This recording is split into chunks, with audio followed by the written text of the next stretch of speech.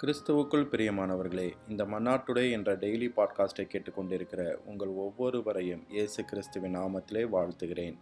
உன்னத பாட்டு 5வது அதிகாரம் 16வது வசனம் இப்படியாக கூறுகிறது: அவர் வாய் மிகவும் மதுரமாயிருக்கிறது, அவர் முற்றிலும் அழகுள்ளவர்.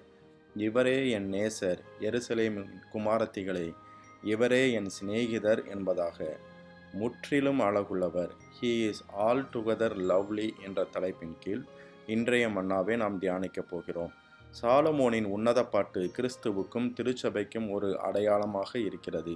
திருமணமானவர்கள் ஆகாதவர்கள் என அனைத்து விசுவாசிகளும் இந்த புத்தகத்தை படித்து கர்த்தருடனான தங்கள் உறவை ஆழ்படுத்திக் கொள்ள வேண்டும். முற்றிலும் அழகுள்ளவர் என்பது மணமகனின் முழுமையான மற்றும் பரிபூரணமான இயல்பை அடிக்கோடிட்டு காட்டுகிறது. நம்முடைய இயேசு முற்றிலும் அன்பானவர், இரக்கமுள்ளவர், கிருபையுள்ளவர், சத்தியமானவர் என்று சொல்லிக்கொண்டே போகலாம். அவருடைய ஒவ்வொரு குணாதிசயமும் போற்றப்படத்தக்கதாகவும் விரும்பத்தக்கதாகவும் காணப்படுகிறது.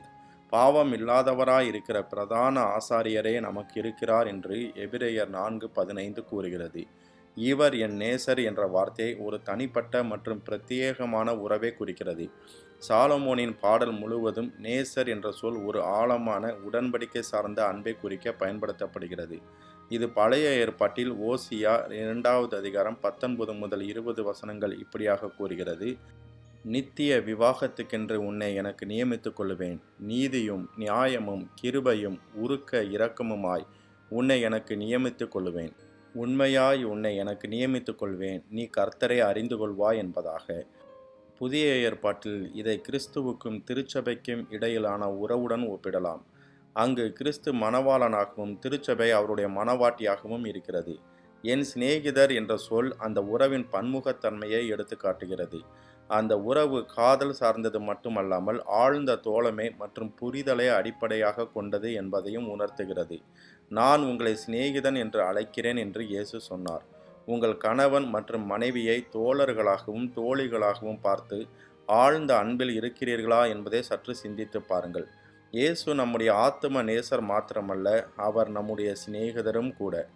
எல்லா மனுபுத்திரரிலும் நீர் மகா சௌந்தரியம் உள்ளவர், உம்முடைய உதடுகளில் அருள் பொழிகிறது என்று சங்கீதக்காரன் இயேசுவை புகழ்கிறான். கொஞ்சம் கூட குறையாத, கரைபடாத, பழுதொன்றும் இல்லாத பரிசுத்த தேவன்தான் முற்றிலும் அழகுள்ளவர். அவர் உங்கள் ஆத்தும நேசராக இருப்பது எவ்வளவு பாக்கியம்! ஆகையால் சங்கீதக்காரன் சொல்லுகிறான், கர்த்தரை தெய்வமாக கொண்ட ஜனமும் ஜாதியும் பாக்கியமுள்ளது என்பதாக. முற்றிலும் அழகுள்ளவரை தெய்வமாக கொண்ட நீங்கள் பாக்கியவான்கள், பாக்கியவதிகள். கர்த்தர் தாமே உங்கள் ஒவ்வொருவரையும் ஆசீர்வதிப்பாராக. ஜெபம் செய்வோமா. அன்பின் பரலோக தகப்பனே, இந்த மன்னாட்டுடே என்ற டெய்லி பாட்காஸ்டை கேட்டுக்கொண்டிருக்கிற உம்முடைய பிள்ளைகள் ஒவ்வொருவரையும் கர்த்தர் தாமே ஆசீர்வதிப்பீராக என்று சொல்லி ஜெபிக்கிறோம் ஆண்டவரே. அப்பா, நீர் முற்றிலும் அழகுள்ளவர், நீரே எங்களுடைய நேசர் ஆண்டவரே. அதற்காக உம்மை நாங்கள் நன்றியோடு ஸ்தோத்தரிக்கிறோம் தகப்பனே. நீர் முற்றிலும் அழகுள்ளவர் என்பது உம்முடைய இரக்கத்தையும் கிருபையையும் சத்தியத்தையும் அன்பையும் வெளிக்காட்டுகிறதாக காண்பிக்கிறதே. அதற்காக உம்மை நாங்கள் நன்றியோடு ஸ்தோத்தரிக்கிறோம் தகப்பனே.